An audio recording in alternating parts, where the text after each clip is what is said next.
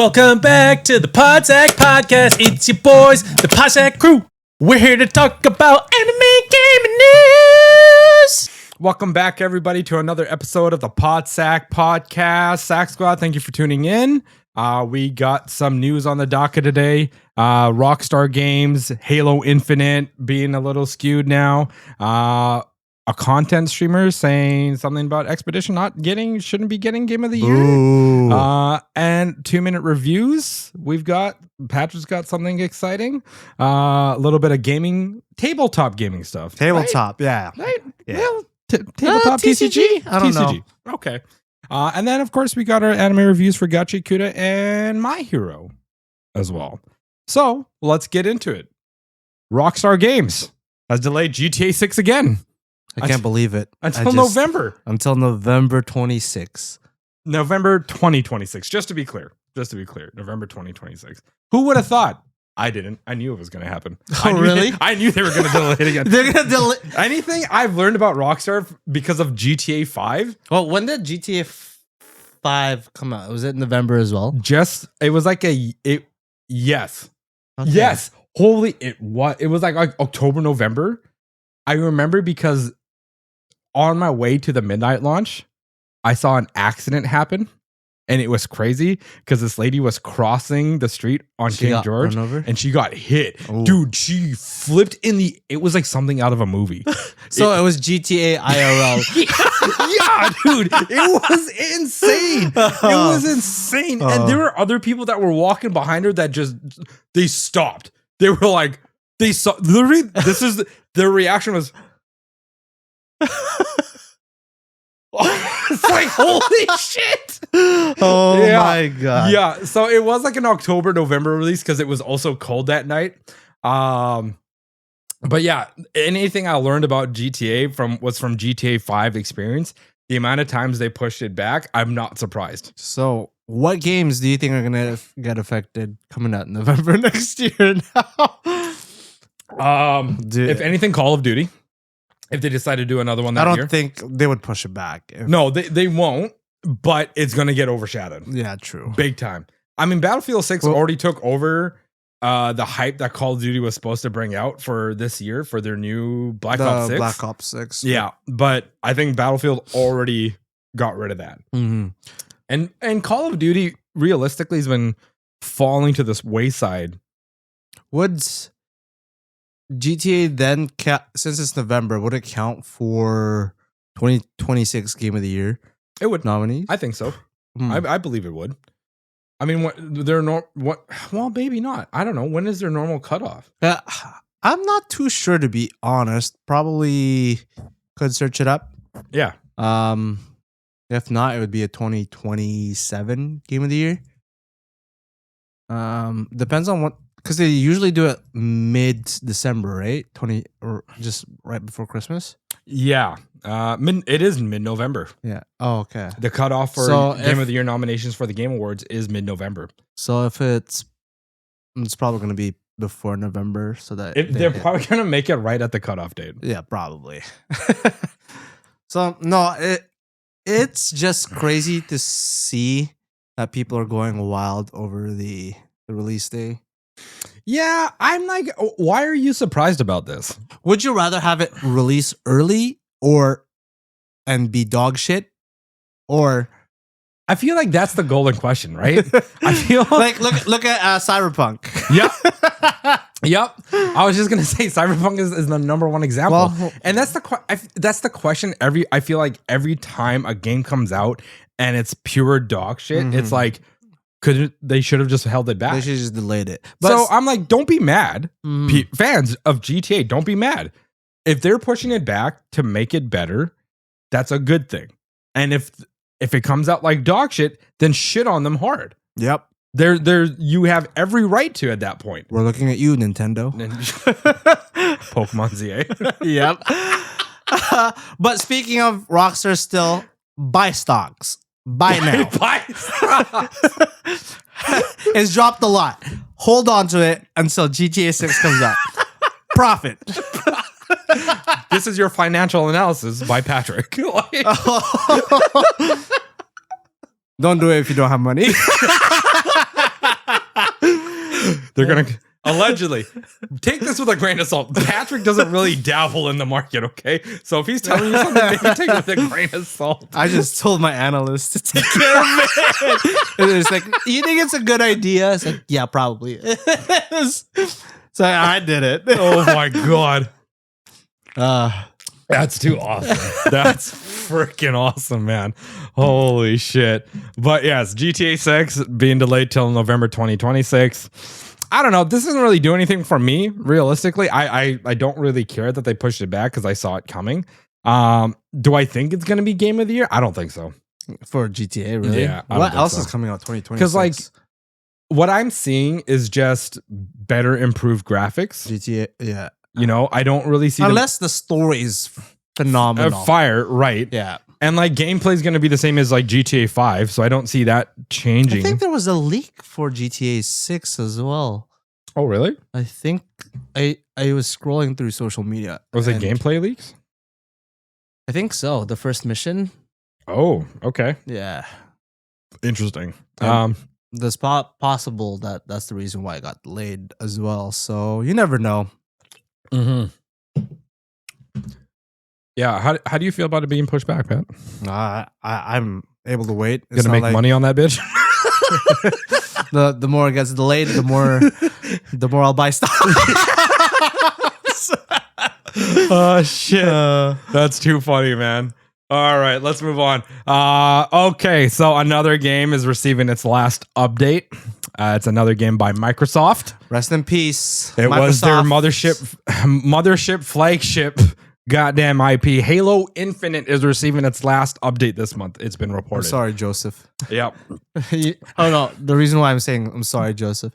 Yeah, he's a friend of mine. He lives here. He works on Get fucked, Joseph. Get fucked. Oh my god. Yeah, it's receiving its last update this month. And they are moving on. So officially it sounds like Halo Infinite is gonna die. Yeah, it was just some choices that were really bad in the game. The customization you had to pay for.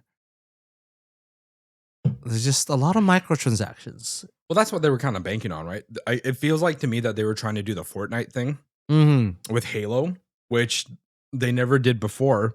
So they shouldn't have done it to begin with. There was originally a BR. Right. Supposed to launch with it, and they scrapped that whole idea. Didn't they bring back the Hayabusa helmet as well at one point? And they were like, charge money? Yeah, I think so. Right? It's Microsoft just got greedy with and they released Halo Infinite at the time where like BRs were oversaturated. Right. And bad timing. Yeah, Hayabusa was available for purchase. That's crazy, man. Like, this was a helmet that you had to earn to achieve. For achievements, yeah. You had to do things to unlock this helmet in Halo 3. And I was like, oh, you can just buy it. $50. That's gonna piss off like the Halo fans, dude. Especially like the OGs. Yeah. Like, you can't do that. Like, I wouldn't mind if there was like a specific, like a variant of it you could buy, and then like the best one, like that's flashy as hell. Right. Which But, would like, make sense. Like, everything OG that they brought back to Halo Infinite for purchases should have just been implemented into the games. Mm-hmm. And then, like you said, if you want like this flashier version of it with like aura surrounding the helmet or some shit, or you want flames coming out of your helmet, purchase that. Yeah. I'm just like, they have dog shitted this IP hard. Oh, well, Microsoft's terrible. Yeah. I still don't forgive you. Killed so many studios. I agree, man. Lionhead Studios still RIP. Scalebound. All right, I'll never let. You'll never let one not go. Never let Scalebound go, dude. It is my ultimate like piss off that Microsoft has ever done. I can't forgive them for that. And let's be real, it wasn't Platinum Games' fault. They treat their games with a lot of respect. They do, and probably Microsoft saw the budget and were like, "Fuck no."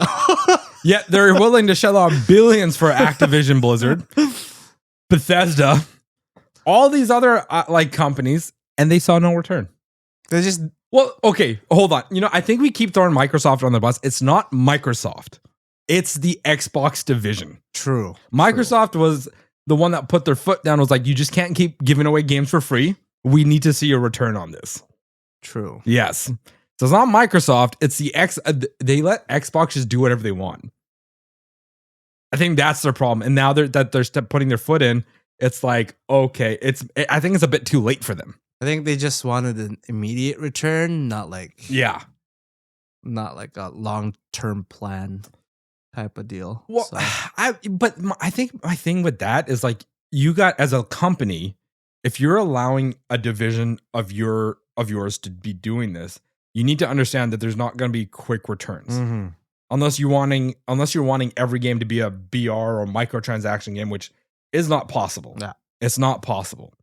So I think there's definitely some oversight that was had. Xbox division had way too much freedom. Way too much freedom. Basically, they just gave these guys who were a bunch of kids, here's money, do whatever you want. Do whatever. Oh my you God, want. we get to be video game creators. Like, I don't get it. I don't get it, man. But it's sad to see that Halo has dropped this far down where people don't really give a shit anymore. Do we think we're gonna get another Halo game? I don't know, man. It's Probably not for a while. not for a while. I Yeah. think what's gonna happen is with Halo 1 being released, like the campaign and co-op being released on PlayStation, apparently, if it does well, they are going to release the second and third ones remastered. Ooh. But only if it does well on the other platforms. I think they would do well because a lot of the Xbox users also jump ship, right? For the most part, but my problem with this is like, if they don't have the multiplayer, then what's the point? True. That was the biggest thing for Halo, was their multiplayer aspect.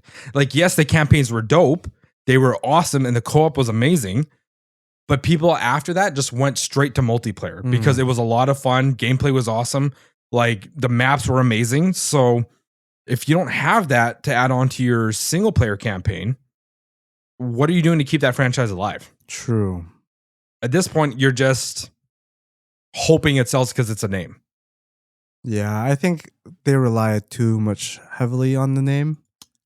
Yep. Like the good old times. Yeah. Like, if they wanted to continue Halo, I don't think, because I honestly believe Master Chief's story was done with Halo 3. Them continuing with 4 and then 5, I think was a big mistake. They should have done something completely new with Halo. Yeah, I've never played Halo, so I wouldn't know. Oh, really? Yeah. Oh, what the hell? I've never had an Xbox. Oh, shit. Yeah. But it was also on PC at some point. Yeah, that was before I got a PC. Oh, shit. Oh, dude. At least play the campaigns. The campaigns are dope. Yeah, I should play it. It's just Do it when it's on sale.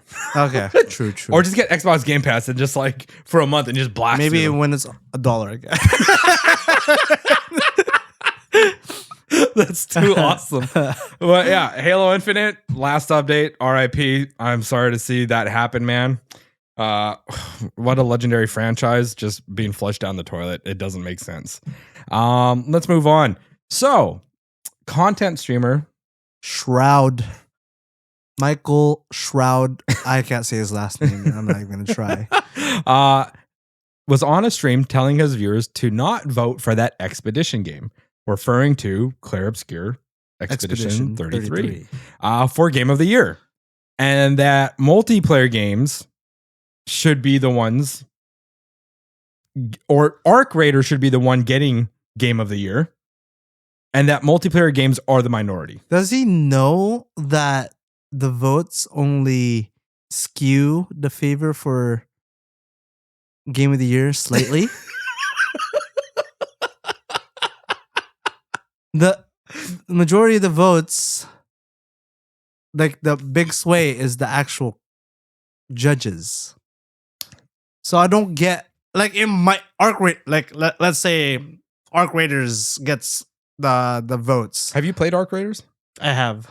Okay, what's your take on Arc Raiders? I'm not good at survival games.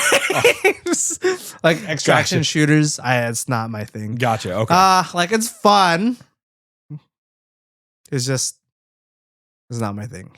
Okay, that's fair. Like they get the votes. It'll probably win like community pick. What is the setting of Arc Raiders exactly? Like, yes, it's an extraction shooter, but like is it an alien thing? Is it Terminator, kind of. AI takes over. okay? So like robot, instead of like humanoid robots, it's actual like weapon robots jumping around. Oh, interesting. So Okay, yeah, but it's a multiplayer shooter. multiplayer shooter. You can Yeah. play with other people, like a squad. You guys deploy together. You guys go scrounge up materials, weapons, and try to survive this wasteland. And That's pretty much it. It's- And just try to get out. and just try to get out. Interesting. Okay. So Yeah, see, okay, I can get if a gameplay is fun, but that's just like one aspect. You know? I feel like Game of the Year, there's a whole bunch of things that encompass it, and just being a shooter, I don't think is enough. yeah, I think Shroud's very out of the loop nowadays with what's good. I'm gonna call him out here. Your game sucked. That's why it failed. What game? Um, he created a game. I forgot what it's called, Okay. but it's dead now. Awesome. I'm Okay. like, if you think Arc Raiders should win Game of the Year, that's probably why your game failed. No, I mean, I think that's a fair criticism. Uh, I think that's a fair criticism. It's an opinion that, you know, I think I think the exact same way. Do I think like Battlefield should deserve to win Game of the Year? I don't not necessarily. Like it's cool that they came back to their roots finally. But that was it. is there a story in Battlefield? There's a campaign. I never played a campaign. Usually the campaigns in Battlefield are usually pretty good.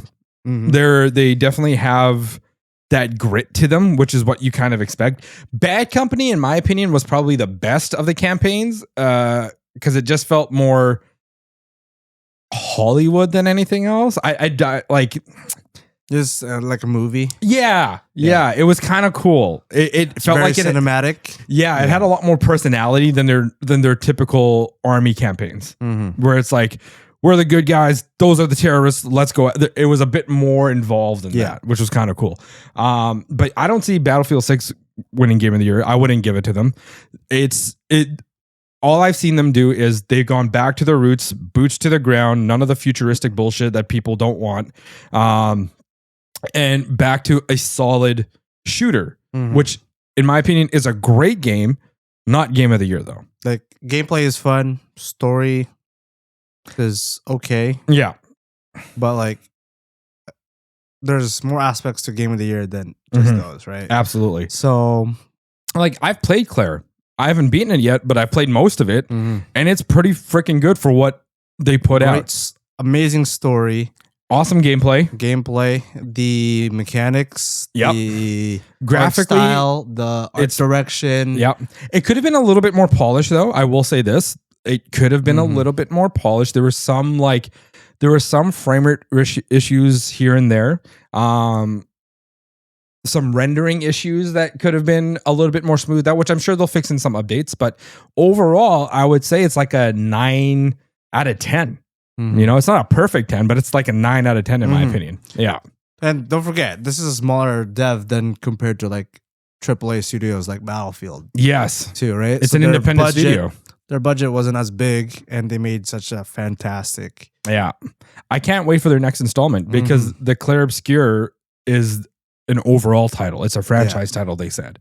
Expedition 33 was just one story, they said. True. Yeah. So I'm just like, sick. So if we get the other, there's one expedition I really want to see go down. What was the number again? It was like Expedition 49 or something like that, or 55, where they basically just, once they got to the island, they just stripped all their clothes, started working out, and started fighting monsters basically bare ass naked. Oh, And they did get to the Paintress, but they ran out of time. So one of them started swimming back from the island to the mainland, but died just before he got to the mainland. I just want to play a buff naked expedition person. And I don't know if you beat the game for Expedition 33, if all the expeditions get stopped afterwards, it could be a different, like, completely scenario too, right? That's what I'm also interested in. Once I beat it, I want to know how the ending is, because people said the ending was amazing. Okay. People did say that. They were like, the ending was really well done. And so it was kind of, you can take it as whatever you want as an interpretation. I guess when the next installment comes out, we'll get a canon ending to it. Yeah. And they did say they will be doing DLC for Claire. Oh. For Expedition 33. So there's going to be a little bit more Expedition story. 69. That's the expedition people want. They want to know what went down. Oh, damn. But yeah, Shroud saying that, I don't know, man. I think you're wrong, dude. It's kind of an L take in my opinion. You could be, I know you're a big streamer person, that's fine, but like kind of an L take. Multiplayer games aren't where it's at for Game of the Year. I'm sorry. I don't think they should ever take Game of the Year. No, they shouldn't. No, it's just one If aspect. it's a mostly multiplayer game, there's more to it than that. Yeah, if you want like Shooter of the Year, Extraction Shooter, BR of the Year, whatever, like multiplayer Game of the Year, I think that would be the way to go. But saying you want Game of the Year when there's no other elements to it besides that, I don't think that's enough, man. I don't think that's enough. Now, let's move on to our 2-minute reviews. Pat. Me first? What the heck? You were so excited about this. So, yesterday, I played at a Riftbound event. This is the new TCG. By League of Legends, by Riot. And let's say TCG it is trading card game. Very unique. Instead of trying to kill each other, yeah, you're trying to win points. First to 8 wins. Okay. I've had lots of fun. Great community. Unlike other TCG Bandai, let's just say Bandai game. We've had more turnouts in Riftbound. There was 48 of us playing. And we played 3 rounds. Well, are they faster games though? No. 30 minutes each. An hour and a half? No, I can't do that. I can understand. Okay. No, we played 3 matchups. So 1 against me and it's 1 round. So best of 1. Oh, okay. Round 3s. Okay, so 3 rounds, 1 match. 1 match. Oh, same thing. So the same thing. So okay, the speed isn't any different. The reason being it was slower. Technically, you're supposed to play 35 minutes for 3 rounds. It's just everyone's new. Gotcha. So we just did 1 round for. Okay, that's fair. So it was great, and it plays like for correct me if I'm wrong, but there's like it's battlefields that you need to conquer. Yeah, right. So you have 2 battlefields you need to conquer. One's on your side, and from your side and the other side. Yeah. You get points by conquering, holding. Okay. So it sounds a little bit more strategic. It plays like a combination of different games. Yeah. So Magic, Lorcana, One Piece, like all jumbled. Okay. To 1. Interesting. So interesting. It's very unique. I like seeing the champions I like to play when I was playing League of Legends. Right. I was playing Lee Sin, one of my favorite characters. I bought all of his skins. Is that the samurai guy? No, it's the monk guy. Oh, okay. Yeah. I know nothing about League of Legends. Yeah. Nothing. I've never I've tried playing it. Well, I'm not a Dota guy. It's not my thing. Yeah, it's very unique. I tried watching the Arcane anime. I couldn't get into it, unfortunately. Yeah. I know a lot of people love it. I just couldn't get into it. It Mhm. wasn't my cup of tea. So when I heard Riftbound, I mean, I like TCGs too, and I did try Riftbound. It still wasn't my cup of tea. You played it? Yeah. No. Yeah, Nice. I did play like a couple. I played around with Jimmy, and I understood the concept of the game. Mhm. I could see why there'd be people that would like it. It's just for me, it felt like there was too much going on. Mm-hmm. It, like all this being able to move back and forth, move forward. It's definitely a game of chess. Yeah. That's what it feels like. It feels like a game of chess that you're playing. It's a little bit different from your standard TCGs. Yeah. Yeah. It's very strategic because you gotta figure out what you want to do.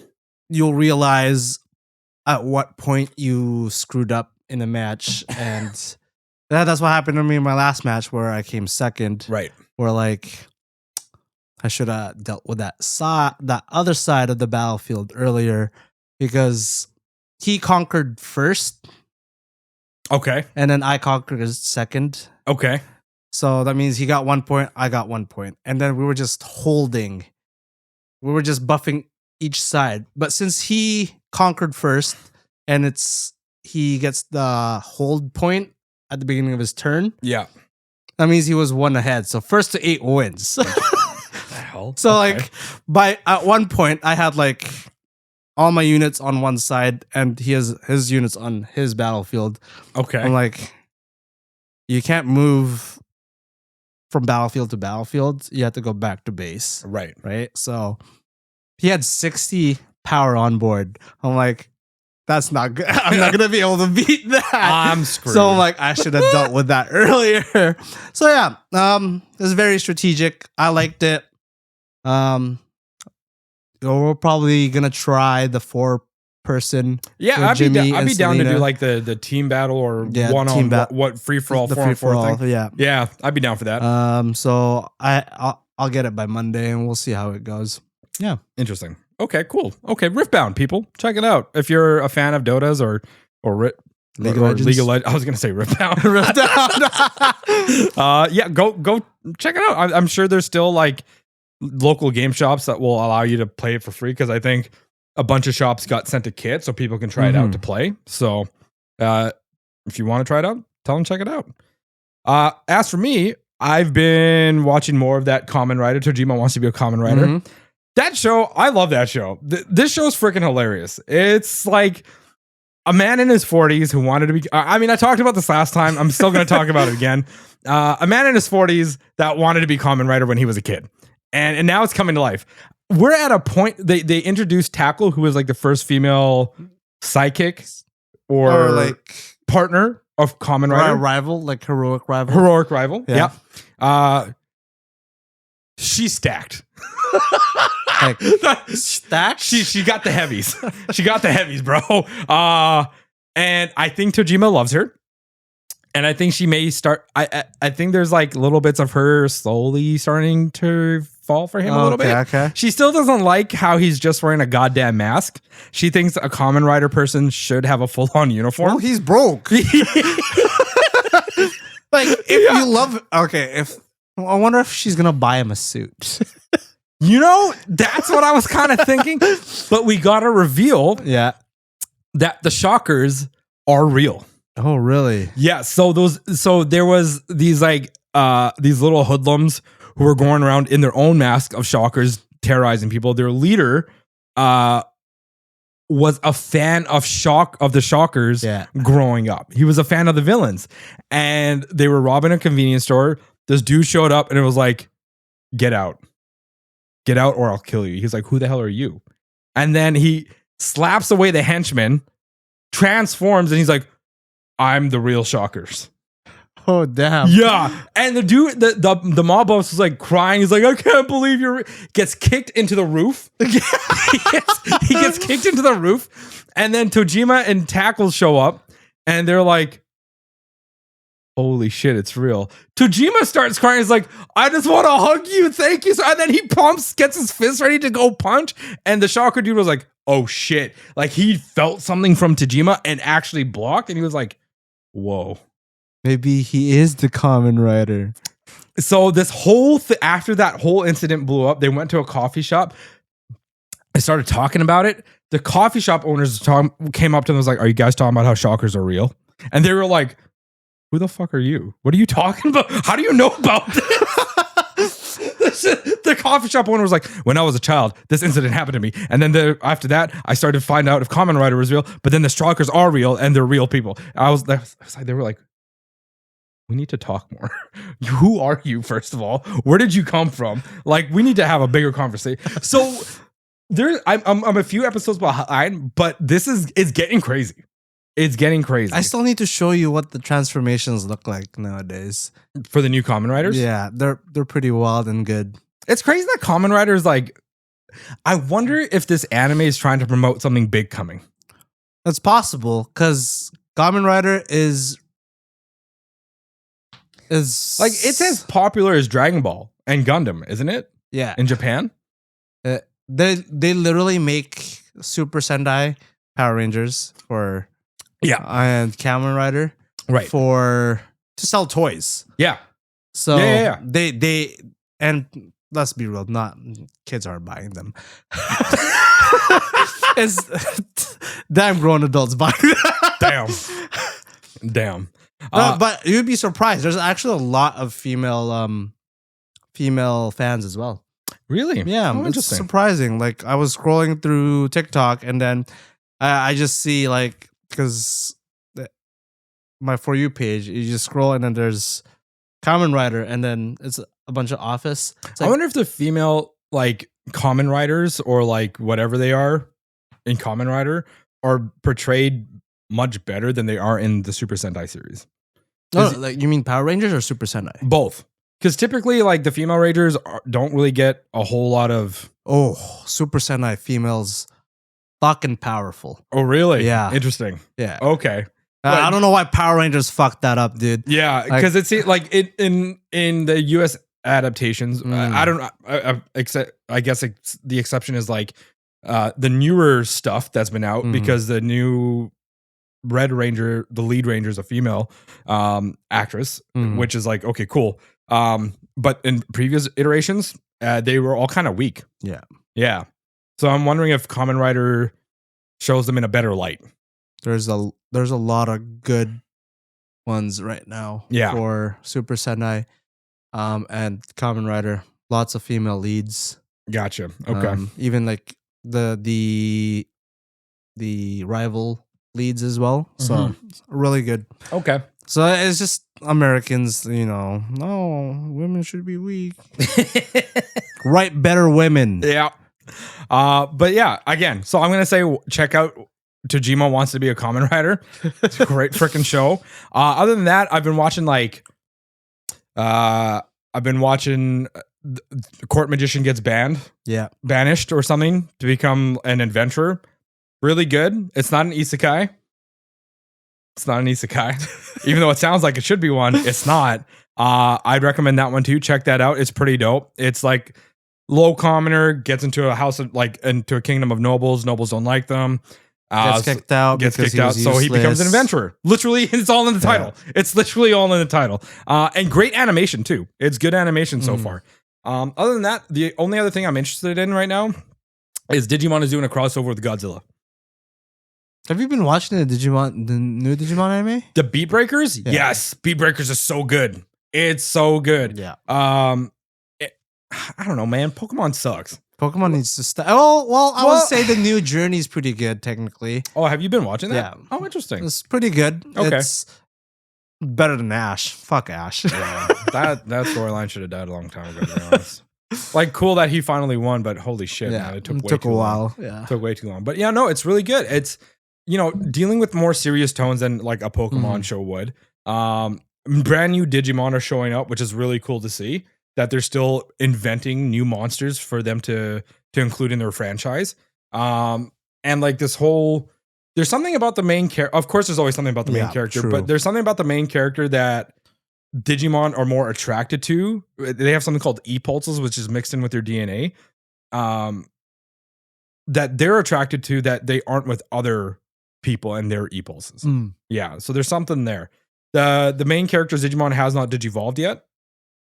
So we haven't He's got gotta there. punch something. Yeah, something's gonna get there eventually. Pa, I use this to evolve. Something like that. But the other ones that we've seen so far seem pretty cool, Okay. man. Yeah, I would recommend watching Digimon Beat Breakers. We're probably gonna get a new game based off that or something at some point. That's it for. I mean, that was longer than 2 minutes, I think. But we'll cut that back down. So let's get into our anime reviews. Starting with My Hero. I don't know. I didn't. This episode felt a little weaker than the last few. Yeah. I think I'm still riding the high of the Bakugo episodes because that shit was crazy. Like the fight scenes, I think we got gypped from. You would know. You've read the manga. No, we got like why was it like Worse than Bakugo's? no, it's Or not as good as Bakugo's? We didn't get to actually watch the fight. We were watching through a screen on the screen. If you get what I mean. It was Eri and So there were they transitioned, like it started with Deku fighting yeah. Shigaraki, and they had their fights, but then it started cutting because they're building that emotional sense, Yeah. right? Like with Deku, like he's the only one that Fighting. can stand up against him right now. No He's one the else strongest. can at this moment. Everyone's doubting him. Yep. And then slowly you get the people that believe in Deku, like Eri. She was gonna run off to try to help him, and that Koda. and Koda too was like, yeah, he's an idiot, but he's a good idiot. Like he'll back you up and he'll help you out, you know. Yeah. And then other people started believing as well, and then the scene with Yaomomo and what's his name, Kimamari, right? Kirishima. Kirishima, that's what it was. Kirishima was just like, no, it's not Kirishima. Is it Kirishima? I don't know. I don't know what his name is. I'm the pretty- Thunder Idiot. Yeah, the lightning guy Yeah. was crying because he was like, as strong as he is, I don't think he's gonna win. There's Yeah. like no confidence. It's like it's not like All Might, Yeah. It's which is, you know, he's got a point. All Might stood tall. This dude is like struggling. Yeah, I think it's because Deku doesn't want to beat him. He wants to save him, right? which isn't really a hero's job. A hero's job is to save the majority of the people, Mhm. right? And Deku wants to save everyone. Well, isn't that what All Might does too? Though he No, was saving he everyone. he beats them, but he was also saving everyone. he would stop All for One. I think In a All for One heartbeat. was his only vice, in my opinion. Yeah. When it came to like other villains, he would, I think, like just from what little clippets we've seen, Mm. he would save everybody and Telltale, but All for One was his only vice, I believe. I feel like with All for One, he would, well, I don't know, that last, not in this one, but when they were saving Bakugo, he was still defending people while fighting All for One, though. No, like I feel like it's because All for One would just beat the fuck out of All for One. No, One for All would beat. All Might would just beat All for One, Right. Like there and then, not trying to worry about his like trying to save him. Like I want to turn you good, Right. right? With Deku, he wants to save Shigaraki to be like to like suppress his bad emotions. It's I feel like some people can't be saved. There's that point. Yeah, realistically, I would agree with that. I And, would. There's some people that just can't be saved. I 100% agree. And Shigaraki would probably be the one I would say can't be saved for the most part. Well, that's what. I mean, Deku doesn't see it that way. I would say One for All definitely could not be saved. One for All himself, not Shigaraki, but the OG, he's someone that cannot be saved 100%. But with Shigaraki, I don't know. I can see what Deku sees. Like there is a little bit of him in there that is like, I want to be saved. Like his dad beat him. His family never supported him. And he kind of went crazy. He was really hoping somebody would come and save him. And what All for One was that AFO was that guy.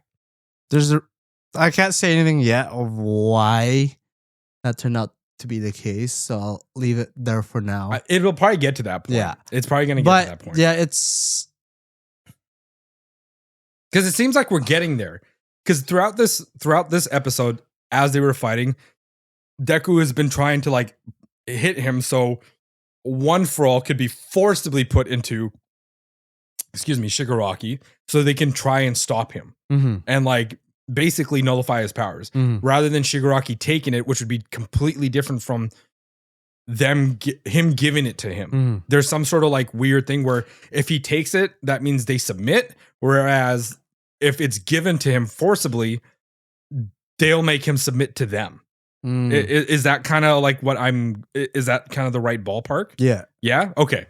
So that's where I think it's going to. The only person who can't get through though is All Might's teacher, Nano, and that's because they're related, and it's not because Shigaraki hates her. Well, actually, it might be, now that I think about it. Like you think about it, she abandoned her kid to go fight AFO. Her kid grew up to have Shigaraki. He did not like the kid. Nano's son hated her because she abandoned him. And Shigaraki wanting to be like a hero, he basically, like, Nano's son basically beat Shigaraki's ass, saying, "Get that shit out of your head. It's never going to happen. It's never going to happen." So I think what we're seeing is a generational hate. True. Like it's a passed down thing, like, because my grandmother left my father, that resentment passed down to me, and I'm taking it because of you. So it's hate from the father, and I think it's hate from the grandchild as well. But when he found out that she was a hero, he was kind of ecstatic about it. He was happy about it. So I think there is something there to be saved because of that. Even though he got beat by his dad for being like, you can't be a hero, I think there's something there that wanted to be saved. I feel like the entire episode, if I was in Deku's position and I wanted to use my powers to give it up, right? Right.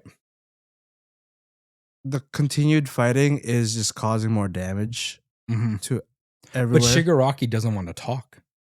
I would just like knock him out real fast. Get Eraserhead over here. It's like erase his powers and then I'll transfer. Right? Like just stop as much destruction as possible as soon as like get it done. Yeah, that's a good point. I'm like, why the fuck do I have to do this mid-fight? But Eraserhead is in the hospital. He's fucked up right now. There's one more person that can do it. But that guy's fucked up too. True.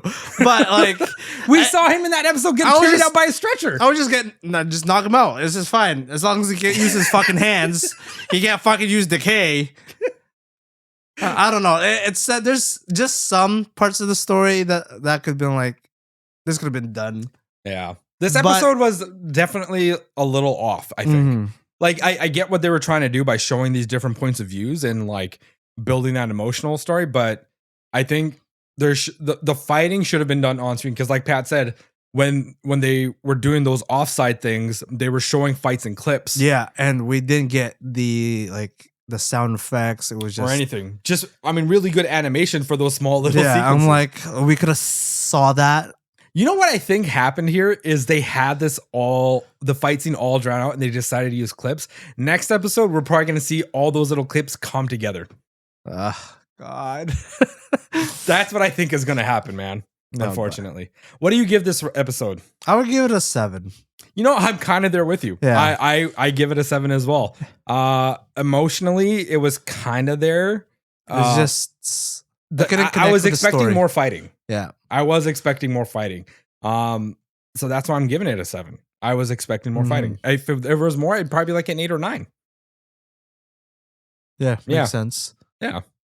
Let's move on to our last of the day, Gotcha Kuda, which was awesome. This was a Zonka storytelling. Zonka's backstory. We learned. What did you think about it? It was different.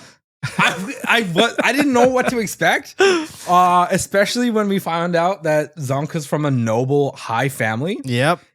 Whose family has been a part of something called the Hellguard in their For generations. For generations. So Like what we're learning is these cities, that these domed cities have their own kind of society going on. mhm. And the city that Zonka's from is very like Japanese hierarchy kind of Very. thing going on. You know, they have like, I guess they're like the samurai of their city, realistically. So Zonka's society, the dome he lives in, technically is just the training place Okay. for, like, I guess there's a few people, like a few civilians there, Uh-huh. but it's mostly for Protection. protection. Okay. Like it's the base of the Yeah. Hellguards. Yeah. Teenage Zonka's crazy. He was a perfectionist. He was a hard worker. Hard worker. He, People thought he was a genius, but he worked hard. He did, which gave him that sort of self-confidence, being like, in his high school days, compared to what he is now, Yeah. because what he is now is way more humbled, Mm-hmm. and kind of less sure of himself. His teenage years, he was super sure of himself. He was the best of the best, top of the class. And highly regarded because he came from a noble family, Yeah. and he highly regarded himself. And then we got a new transfer student. Yep. And She came from the slums. and showed him what a genius is. She was, first of all, okay, the character designs are amazing And in this anime. The She costumes are fantastic. They're amazing, aesthetically pleasing. It Mm. fits like that era that they're living in almost. And she is a very cool character design. Mhm. She's She reminds me of Lucy, like the hair from Cyberpunk. oh Yeah, yeah, right? yeah. I wonder if that's where she got it from. It's probably an inspiration. Yeah. 'Cause the hair, Right? yeah. It kind of makes it looks very similar to that. Mhm. She's got cold eyes, super sleek haircut, and just her skills are insane. Mhm. So as soon as they introduce her, we get into a training montage of Zonka losing right away, just lost. And then they showed the back fight, like the story of the fighting, and Zonka was never on the attack. Yeah, he was just defending. Yeah. And then at one point, I guess she just kept hitting the same spot because his stick broke. Yep. That's high precision. Very. Yeah. To have it crack like it, because they're both wooden. Yeah, It shouldn't happen like Yeah. that unless you're striking in the same place multiple times. over and over again. Oh, that was the PlayStation. I was like, I thought it was my cat. I was like, what are you doing? You guys, I know. Oh shit. And like, yeah, he just got rocked, and everybody was like, oh, they were like, his entire class was like, oh, her sloppy. That's why we lost. I wasn't used to her style. Oh, I was tired. They were all making excuses, but then one of them was like, but Zonka lost to her too. And then Zonka walks up and he's like, oh, she's really good. yeah. She's like, I need to train better. Yep. He's like, it's good to know that there's other styles out there that I need to start training for. Yeah. And just humbled everybody. Everybody just shut the fuck But up after that. deep inside, we find out He he's was pissed. fucking pissed. Pissed. He was biting his lip till it bled. He smashed his head against a freaking stone wall and it bled. And he was like, I should be number one. I'm top dog in this class. And then she shows up behind and was like, And hey, then humbled them as fuck. your nose is bleeding. And she was like, oh, Yeah. you know, I was just, thanks for pointing that out. I was just trying to like clean up and shit. And She was like, why do you need recognition? yeah. He asked her, is like, oh, I guess you're like a top candidate for Yeah. Golden Throne. And she's like, why do you need to be in the Golden Throne? Why do I care? Yeah. Why do you care? Yeah. Why do you need validation from other people? And he was like, what the fuck? He didn't know how to respond to that. She brought up a good point, man. She's like, just be good on your own. Yeah. Like, seek your own validation.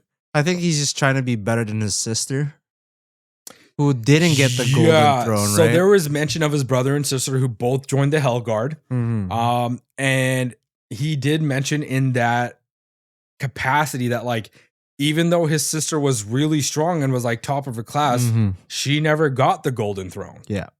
It was kind of a weird realization And for then him. anyone who gets a golden throne is like famous. Yeah, that's what he said. He's like, so he all wants the top like hell guards get recognized, top officials get recognized. Like everybody that is somebody was a golden throne cedar, I guess you can call them. And then she was like, it's got who gives a nothing- fuck? Yeah, and then just walks off. She's a total Giga Chad. She's a total Giga Chad, dude. Doesn't give a shit about that kind of stuff. She's like, I just do my own thing. She's Miles Morales. And then in the next scene, we get Zonka just shitting on everybody. The fakes. It's like, Yes, because he's like- starting to realize like everybody's just a poser. People are cutting her the hair the same way, or they're still making excuses, being flaky, or they're talking to her, wanting to know secrets, Yeah. being fake friends. and then he finally finds out who's the worst of the worst. Himself. Yep. He's the worst. He is the absolute dog shit, is what he is. And then when they come to The weapon selection, he picks out the staff, his lovely assist his lovely staff. assist staff, while everybody else is choosing all these The powerful weapons. strongest one. His mindset was like, if I go for the weakest weapon, they usually end up being The the coolest. best and the coolest. yeah. And then But it was a mistake. yeah, the school staff forgot that there. It wasn't supposed to be a part of the weapons. Yep. And they all kind of like, Wait, if that's the case, then there should be one extra weapon on the table. Right? well, there was a shit ton of weapons. Okay. Yeah, there was a shit ton of weapons, and there was like maybe 18 class members. Mhm. There was a ton of weapons, and they all looked at him like, "Are you stupid? Like, why did you pick that weapon?" And then Cool Chick whips out a samurai sword because they were all waiting to see what she picked, like the legit one. And yeah, she had a samurai sword. I was like, "Yeah, that makes sense. That makes sense because She's pretty dope." if Zonga didn't choose The staff the staff, what weapon do you think he would choose? Because he was always practicing with a the staff. I think it would have been like a spear or like a glaive or a halberd or something. That's what I think, personally. Yeah. If there wasn't another staff there, he would have picked something that would have fit his fighting style. And I feel like a spear, a glaive, or a halberd would have been the way to go for him. Because when we were watching the fights, Hyo, the girl, was always using a dagger. So I thought she would choose something like a short sword or a something. dagger, right? Yeah. It was kind of Well, that katana wasn't necessarily long, though. true. It did seem a little bit shorter than what we normally see. So, could be that. True. Right? So, yeah. So he picked that. And then we find him in a well, holding his staff. Engine's talking to him. So Engine met him when he was a teenager. Much younger. While he was still in school. Yeah. Rio was hanging out with Engine too. And they had a good long discussion about philosophy, realistically. And told him, even though you picked the shittiest weapon, you're still holding on to it. So it means something to you. Yeah. And it's not like mediocrity can't beat a genius. Yeah. And Zonka had a realization. Was like, holy shit. And it was like, okay, we're going to leave now. When we I'll come come here back again, in a year. and we'll talk again. Show me what you. What you can do. Yeah. Literally. So Zonka gets up out of the well, and then it cuts back to him getting up against Jabber. Oh yeah, this fun. And he looks ready to go. I was like, oh shit. My staff. Come to me. And he's like, I'll show you what mediocrity you can do. And it looked insane. And then it went to black, and he was just like on the floor, tripping out. And I was like, did he just get his ass beat again? No, Because, he did not. like- He because, did like, not. He was ready to go. was And then it really just cut fast. to that. And I was like, so all that was for nothing. No. He literally just got beat. No. And Jabber is talking to him, and like, he's You like, must "Oh, be having some crazy delusions right now. he was tripping out. That him getting up, him wanting to fight back, was him just tripping out. He was hallucinating that shit. Jabber is like top tier villain. Top Yeah. tier. At this point, for a guy He's that's like secondary, he kind of reminds me of Voss from Far Cry 3. True. That's what True. that's what he reminds me of. He's like Voss from Far Cry 3. You know, the front guy who Yeah. does all the shit. He's also kind of crazy too. I wonder if that's where inspiration, because he feels like a Voss, dude. He feels like True. Voss. Oh my god. No, but Jabber If is. any of y'all played Far Cry 3, which is probably one of the best Far Cries in the entire series, play that game because Voss is insane, great villain, and that's what Jabber is. Yeah, Jabber is such a fun villain. Like at one point, Zonka started laughing, and then Jabber was like, "Yo, bro, let me get in on this too, dog!" He lied down beside him. And just started laughing. I was like, "What the fuck? Okay, it is what it is. That's cool." Yeah. Yeah. So I don't know, man. I was like, this whole episode was kind of nuts, and then we get a little bit of like, who's that little girl in the dinosaur suit? I keep forgetting her name. It's just. Anyways, we cut to her. She pops out into another room, and she's all sad because there's nobody in this room for her to fight or be friends with. And she gets closer to some glowing orb ball giant. It looks like a cocoon or like something. A cocoon, and there's like cut off hands with weapons being stabbed into it. Mm-hmm. And I'm like, okay. Any guesses? I'm thinking it's a trash beast. That's what I'm thinking it is. Realistically, I'm not 100. Like, a lot of stuff in this world is kind of nuts. Yeah. So it could be anything. I'm thinking it's a trash beast. I don't see how a person can come out of that. I could be wrong. We've seen some weirder stuff happen in this show, so True. I don't know. But yeah, I'm thinking trash beast. That's what I'm thinking. Because the only reason why I'm thinking that is because it cuts back to Jabber dragging along Zonka by his foot, saying, "Oh, it's time to feed you to the trash beast." And I'm thinking this is the only place he can go. Well, I'll let you think on it. It is going to be a very unique experience when you find out what it is. Interesting. Interesting. It's wild. Okay.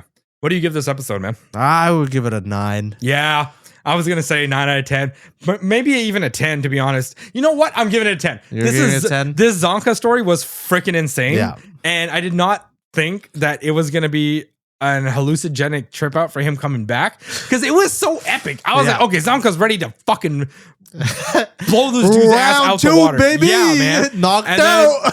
It was just all a fever dream. Yep. Just tripping out on acid or some shit, bro. But yeah, 10 out of 10. I think this episode did a lot of amazing things, gave us some really good insight, some possibly new characters that we're going to see down the road, like that the girl that beat his ass and his sister and brother down the road.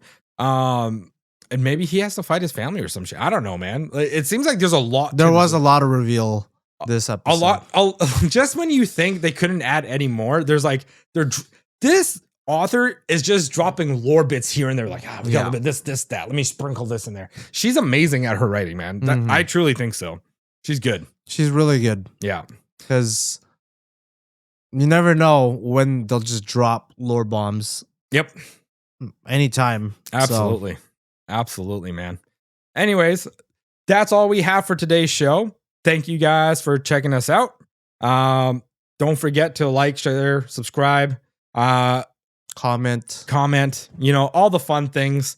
But definitely share the links. Don't just tell people about it. Send them send them our links so they can click check the us out. notification bell below as well. Yeah, helps us out. It does. Yeah. Anything else, Pat? No, that's it. All right, guys. Well, thanks for checking us out. Have a good one. Peace.